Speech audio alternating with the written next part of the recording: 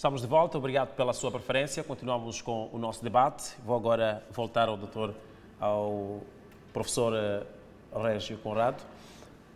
Vamos agora entrar para questões sociais relacionadas também ao custo de vida. Doutor, é um fato que neste período de governação da Frelimo houve realizações, mas é um fato que também o custo de vida que hoje o moçambicano tem é diferente do custo de vida que vinha tendo. Ou seja, do ponto de vista económico, aconteceu algum crescimento, do ponto de vista de desenvolvimento, é questionável, uma vez que esse possível desenvolvimento não está a refletir-se, pelo menos no custo de vida, fazendo comparação com o salário que é mesmo oferecido pela função pública. Vou particularmente nesse sentido. Neste período de governação, o que nós ouvimos nestes protestos é que não queremos a Frelimo. Também é uma voz que, eventualmente, não se tem que ignorar. Não queremos mais a Frelimo porque, em 50 anos, a Frelimo não nos trouxe resultados e a nossa vida está cada vez mais difícil. Quero acreditar que há algum aspecto que tem que se dar relevância nesse comentário, que não é de uma nem de duas pessoas, mas há muita gente que fala nesse sentido, incluindo nesse processo das manifestações.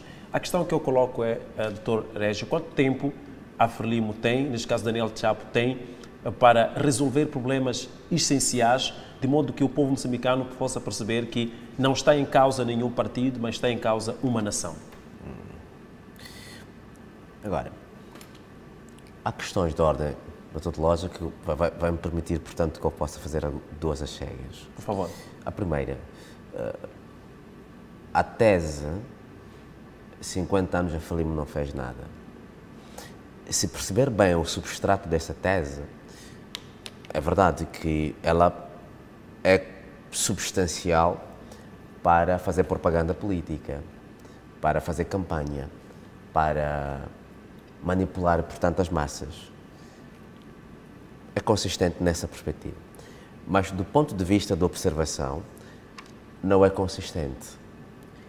Se é verdade que, por um lado, houve reformas estruturais que o país devia ter feito e que não conseguiu fazê-las, é um facto, mas também é verdade que, ao mesmo tempo, houve reformas profundas no país que foram substanciais. Se nós estudarmos a fundo, eu fiz uma tese de doutoramento sobre a questão da formação e construção do Estado de Moçambique.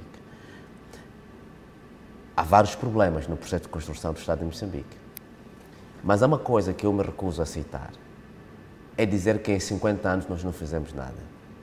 Porque esta tese não é empírica, intelectualmente consistente, nem é séria. Mas nós podemos aceitar que, ao longo do processo histórico, há erros que foram cometidos. Por exemplo, nós sabemos que as privatizações em Moçambique, elas foram um desastre para a industrialização moçambicana. Nós sabemos também que as opções do modelo neoliberal em Moçambique não foram consistentes com a realidade de Moçambique. Nós sabemos que a estrutura da banca moçambicana, ela não corresponde aos interesses da economia moçambicana. A banca moçambicana é completamente assassina e é colonial, ou seja, ela é contrária aos interesses fundamentais dos moçambicanos. A banca comercial moçambicana serve os interesses do capital internacional que é externo aos interesses moçambicanos. Isto é fundamental. Se olhar nesta perspectiva, nós podemos dizer que sim, houve erros nessa perspectiva. Mas também é preciso acrescentar que a política das privatizações, a política da escolha de opções de desenvolvimento em Moçambique, não nos esqueçamos nós que nós tivemos o governo, de facto, do Partido Frelimo, mas também nós tivemos pressões do FMI e do Banco Mundial, que também são duas instituições muito complicadas, para não dizer complexas, no processo nacional de desenvolvimento. É aqui que nós temos que ter a capacidade de compreender que o processo de desenvolvimento nacional é profundamente complexo. Então, para dizer que é preciso, primeiro, que as pessoas compreendam que não é sério dizer que em 50 anos não se fez nada. E é preciso acrescentar um outro detalhe. Nós tivemos 16 anos de guerra. Guerra cujo resultado é o que nós temos hoje como sociedade democrática, sociedade liberal, sociedade em que nós discutimos a possibilidade do diálogo como fundamento interno da República de Moçambique, da pátria moçambicana. Nós podemos dizer nestes termos que o índice de pobreza em Moçambique aumentou, o índice de desigualdade também aumentou, mas não só aumentou nas classes populares.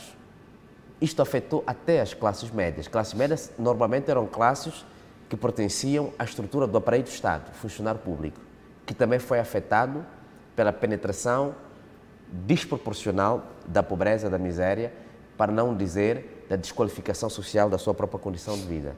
Então, é aqui que nós podemos entender que, em bom rigor, nós estamos diante de um país em que temos 3 grandes problemas estruturais.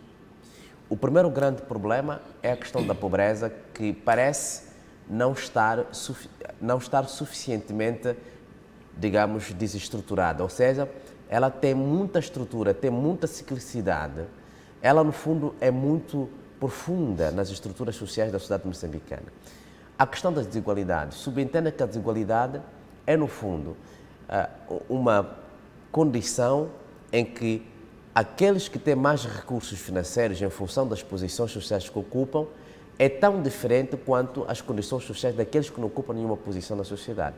Então, é neste aspecto particular que nós temos que incidir. Como é que nós construímos uma sociedade de igualdade? Então, um presidente eleito tem 3 grandes prioridades. A primeira grande prioridade é, sobretudo, uma política nacional que incentiva e que estrutura e impõe emprego para os jovens. É fundamental. E isso é urgente, porque grande parte das pessoas que manifestam nas ruas são jovens, da nossa idade. Nasceram nos anos 90, dos anos 2000, até 2010, que manifestam. Porquê? Porque existe aquilo que a gente chama de waithood. Waithood é um conceito da Alcindor Onwana, que diz que os jovens desistiram de esperar bastante, ou seja, já não querem mais esperar porque a condição de esperar não permite responder aos seus grandes problemas. É aqui que eu acho que o presidente Chapo tem que ter a capacidade de incidir. A segunda grande prioridade, o Estado, reformas do Estado. Nós precisamos de reformar o Estado para que a desigualdade salarial ela não seja característica do Estado moçambicano. Não pode fazer sentido que um corpo particular do Estado, por exemplo, faça aquisições de viaturas que custam acima de 10 milhões de meticais, por exemplo. Enquanto, ao mesmo tempo, temos um centro de saúde que não consegue comprar uma única viatura, por exemplo, para uma ambulância. Mas também é preciso, na reforma do Estado, repensarmos profundamente quem é que deve ocupar as posições na estrutura do Estado. Recorde-se que na campanha do Chapo ele falava da meritocracia. Eu espero, como cidadão moçambicano, que ele implemente o princípio da meritocracia, ou seja, o princípio que vai convencer os moçambicanos a acreditarem, portanto, no Estado. O Dr. Moeleca, só para terminar, disse uma coisa, disse, por exemplo, que havia o problema da legitimidade. Se olhar para os trabalhos de Max Weber, por exemplo, ou Davis Meny, obviamente que tem razão, porque há uma descorrelação aqui entre o cidadão e o Estado. Mas porquê? Porque há uma compreensão generalizada nas massas e nas classes médias de que uma parte dos representantes que estruturam, portanto, o Estado, nas funções altas do Estado, não são suficientemente credíveis para ocupar essas posições. Então, eu acredito que a ideia da meritocracia como critério de definição de quem é que deve fazer parte da estrutura do Estado é fundamental. Aliás, o Dr. Mustanga fez o IPOGEP. Sabe muito bem que quando se ensina, por exemplo, a história das ideias políticas, há uma regra. É que o governo só ele é substancial quando ele corresponde aos interesses fundamentais daqueles a quem se pretende governar. É aqui que eu acho que também é o terceiro aspecto e o último. O Estado moçambicano, o governo que vai ser formado e, portanto, o presidente Chapo, deve imperativamente articular os interesses coletivos com aquilo que são às políticas de governação. Muito bem. Estes aspectos são Muito obrigado. fundamentais. Muito obrigado, Dr. Torres. Desculpa, há uma questão que o doutor Conrado levanta aqui, da meritocracia. Pois. Sabe que estes jovens foram vítimas do ensino sem qualidade? Sim. Agora, como é que vão ter mérito? Como é que vão ser comparados, por exemplo, a Vossa Excelência que teve a sorte de ir à França, estudar melhor, quando depois fez o ensino secundário, é melhor momento, porque o que aconteceu, até é vergonha falar de guerra, porque os estudantes que fizeram o ensino, pelo menos até 2000 ou 99, estão muito mais melhores do que os estudantes que fazem o nível acadêmico hoje. A questão que se levanta é, se a guerra destrui as escolas, destrui a centros de saúde, punha em causa a segurança das pessoas e seus bens, punha em causa a justiça porque os magistrados não estavam lá, o que é que aconteceu para do nada não chegarmos ao nível a que chegamos? A própria universidade, o estudante que tens lá na universidade hoje, não é comparado ao estudante que saiu em 99. Então, nós não podemos... É impossível nós termos pessoas compondo o governo com algum mérito. A maior parte desses jovens estão a manifestar. Se nós queremos usar efetivamente a meritocracia, não terão oportunidade de emprego. Porque foram vítimas desta má governação, da banalização da educação e banalização da saúde, todas as condições. Olha, quando eu cresci, eu fugia da tropa. Está a ouvir bem? Eu fugia da tropa. Eu pagava dinheiro para não ser recrutado. Hoje os jovens pagam 100 mil meticais para irem a morrer. Alguma coisa anda mal aqui. Muito bem. É só ver o número de jovens que andam em empresas privadas e procura ver quanto é que estão a ganhar e por que é que estão ali, qual é o nível acadêmico. Muito bem. Doutor Malega, vou-lhe colocar esta questão. Quanto tempo Daniel Chapo tem para resolver esses problemas que afetam diretamente o povo? Olha, que é o custo de vida, particularmente. Aí o problema está, as pessoas não têm confiança, precisamente porque a narrativa é esta. São 50 anos em que a Frelimo está a governar, e Daniel Chapo também é da Frelimo. As pessoas, neste momento, não têm confiança. Se ele vai fazer algum milagre, provavelmente, mas nós não podemos negar que foram 50 anos que não mostraram evolução de uma nação que tornou-se independente. Não é? Nós temos 50 anos em que não conseguimos construir sequer uma estrada nacional número 1. Não conseguimos construir estradas. Temos 50 anos que nós não conseguimos melhorar a qualidade de ensino. Esses 50 anos, pelo contrário, a transição que houve do tempo colonial ao tempo de independência, incluindo o período de 16 anos de guerra, a qualidade era melhor, na vigência da guerra de 16 anos, a qualidade era melhor comparativamente à qualidade de hoje. É verdade que o professor vai me pedir que eu faça estudos, pesquisas, não tenho dados, mas os fatos, os resultados transmitem-nos a ideia de que, de facto, nós regredimos na matéria de educação. A pobreza cresceu, até, sobretudo a pobreza urbana, ela cresceu. A questão quando falamos, por exemplo, da questão da corrupção, é inegável que a teia da corrupção abraçou as instituições. Os grandes dirigentes neste país não estão em condições de combater a corrupção, envolvidos 50 anos, precisamente porque os dirigentes desta nação, eles são os promotores da corrupção, da grande corrupção. Há de perceber que o próprio Chapo não está a entrar na liderança do país de mãos limpas. Ele é acusado de fuga ao fisco, por exemplo. Quer dizer, nós já temos premissas claras que nos vão dando a ideia de que ainda estamos na mesma linha do problemas. Nós estamos nos 50 anos em que a política de habitação falhou e não há clareza de que nós vamos mudar. O colono construiu o prédio mais alto deste país, aquele que está lá na baixa, 33 andares. Moçambique ainda não conseguiu fazer igual. Não, fez. Esse que está a cair que matou alguém ontem, aquela Vila Olímpica. Portanto, nós estamos mergulhados num dilema, claro, num problema de descrédito. Por mais que haja ideia, por mais de fazer milagres, mas nós temos uma instituição chamada Frelimo.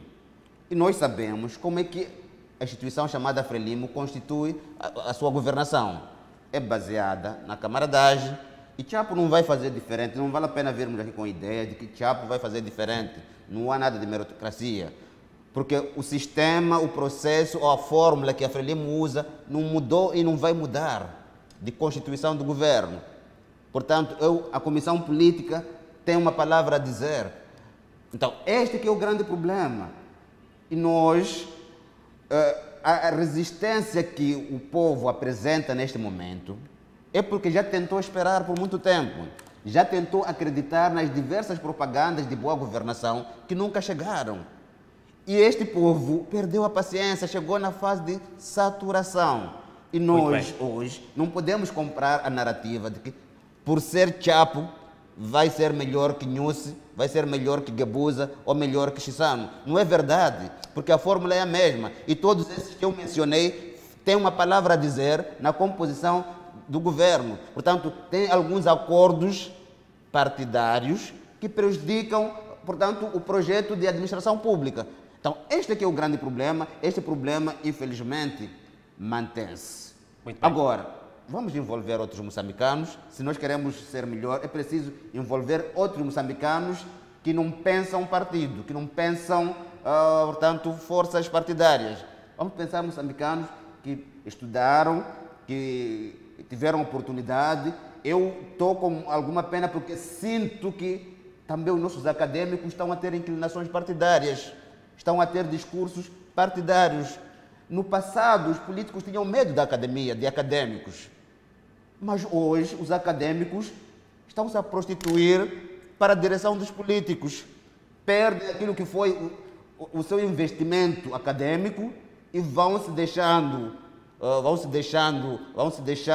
envolver na agenda partidária, vão deixando a sua ação de criticar, de sugerir, de propor ou de pesquisar coisas para que o político faça uso para o bem da sociedade. Não está a acontecer isto, infelizmente, para a minha tristeza. Dr. Muxanga, quanto tempo Daniel Chapo tem para reverter o cenário e criar alguma certeza de que as coisas vão mudar nestes 5 anos, mesmo que não tenham mudado nos últimos 50? Não tem tempo nenhum, Chapo. O Chapo já deveria estar a conversar. Espero que na segunda-feira, amanhã, Chapo, o general Yusuf Mamad, o engenheiro Lutero Simango, o senhor Forquilha, o senhor Salomão Muxanga, nos digam a verdade, o que é que estão a tratar. Qual é o diagnóstico, qual é o curandeiro que vão trazer, ou qual é o bispo Mazione, quem é o profeta que há de vir dirigir esta cerimônia. Nós temos que sair agora, antes do dia 15, a saber o que é que vai acontecer. Vamos fazer aquilo que o presidente sul-africano fez, que foi para Cape Town a saber que ele será eleito, porque tem apoio deste, aquele. E cada um desses volta, vai falar com os seus militantes sobre aquilo que nós vamos seguir a partir do dia 16. Agora, o resto é brincadeira, nós vamos chegar. E pelo que estou a sentir, a cada tempo que estamos a passar, o povo vai se divorciando e nós vamos ter problemas de ficar sem interlocutor válido, alguém que possa chamar a atenção a este povo ouvir. Já temos a história de Naparamas ali. Cada um onde está já é comandante. Apareceu um a falar a partir de Namuno, apareceu outro a falar a partir da Zambésia, do Luabo. Aparece outro está a falar a partir de Nampula. Falta aparecer o Naparama de Gaza ou de Maputo. Onde é que estamos a ir com este tipo de coisas? Eu acho que se ainda há algum tempo, é o tempo que nós temos a partir do dia 6, que é amanhã, pelo menos até dia 10, para nos dizerem o que é que há de acontecer, que é para permitir que, incluindo aqueles que acham que os seus deputados eleitos não podem tomar posse, possam ter tempo de reflexão, se valerá a pena as pessoas tomarem posse ou não. Muito bem. Sob o risco de efetivamente afrontarmos aquilo que é o sentimento popular. Muito bem. Vamos fazer o nosso intervalo. Voltamos dentro de instantes. Até já.